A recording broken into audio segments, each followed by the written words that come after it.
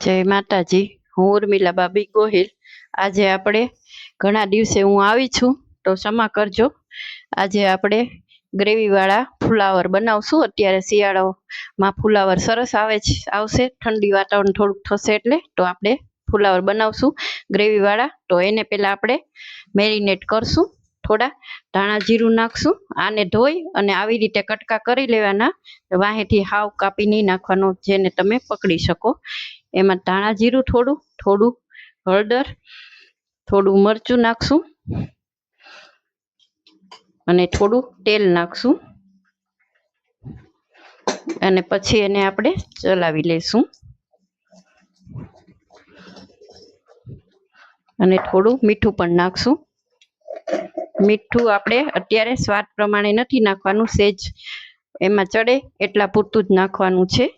હવે આવી રીતે સરસ આપણે મેરિનેટ થઈ જાય એટલે એને આપણે અહીંયા તપેલીમાં ઉકળવા નીચે પાણી મૂક્યું હતું અને એમાં વરાળથી જ આપણે એને આ મેરિનેટ કરેલા ફ્લાવરને થોડી વાર 5 મિનિટ માટે બાફી લેવાના છે। એ બફાય ત્યાં સુધીમાં આપણે તેની ગ્રેવી બનાવવાની તૈયારી કરશું। આપણે આ બફાય છે ત્યાં સુધીમાં આમાં આપણે ગ્રેવી બનાવીએ। એમાં મેં ક્રશ કરી લેવાના આપણે ટમેટા ક્રશ કર્યા છે 2 નાના, અને 2 નાની ડુંગળી લીધી છે, આદુ લસણ મરચાંની પેસ્ટ લીધી છે અને આપણે રેગ્યુલર મસાલા જ લેવાના છે। આમાં હળદર છે, ધાણા જીરું, રાઈ, જીરું અને હિંગ, મરચું અને મીઠું। હવે આપણે એને પહેલાં સ્ટાર્ટ કરશું। થોડી રાઈ મૂકશું,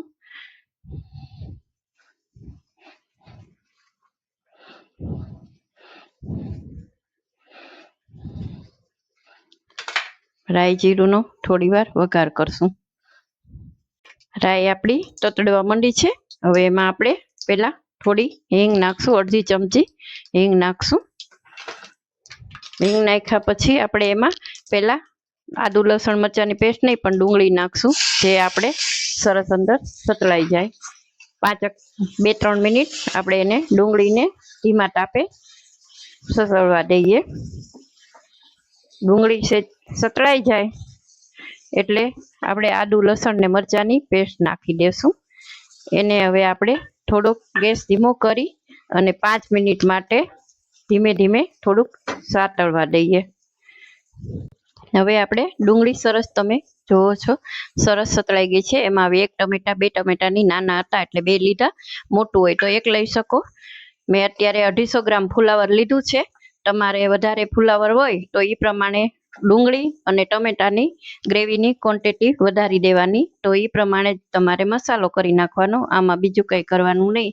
અત્યારે આપણે 250 ગ્રામ ફ્લાવરનું બનાવીએ છીએ। હવે એને પાછું આપણે થોડોક ફૂલ તાપ રાખી અને 5 મિનિટ માટે સાતળવા મૂકી દેશું। જોઈ લઈએ, સરસ આપણે ડુંગળી અને ટમેટા ચડી ગયા છે, ગ્રેવી જેવું થઈ ગયું છે। હવે એમાં આપણે મસાલો કરશું। તો એમાં પહેલા આપણે અડધી ચમચી હળદર નાખશું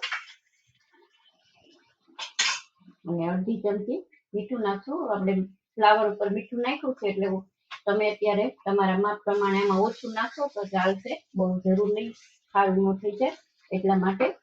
અને મરચું આપણે નોર્મલ અને કાશ્મીરી 2 ભેગું લીધું છે એટલે 2 ચમચી નાખશું। થોડુંક મરચું ચડિયાતું છે તો તમને મજા આવશે। ફૂલ ગેસે જ આપણે એને 2 થી 3 મિનિટ સરખું સાતળી લઈશું અને 1 મોટી ચમચી ધાણા જીરું નાખશું।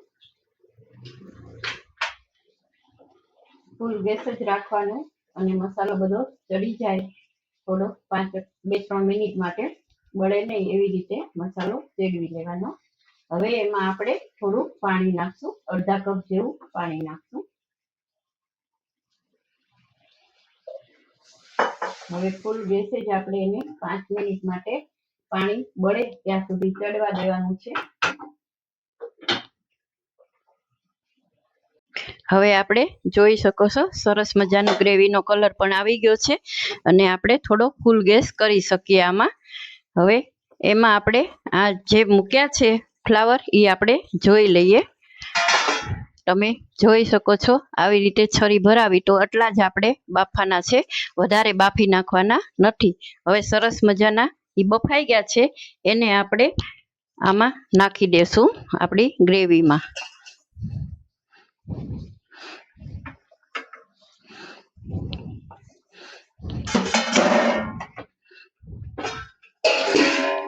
હવે થોડો ધીમો મીડિયમ તાપ રાખવાનો અને ધીમા તાપે જ આપણે એને ચલાવશું.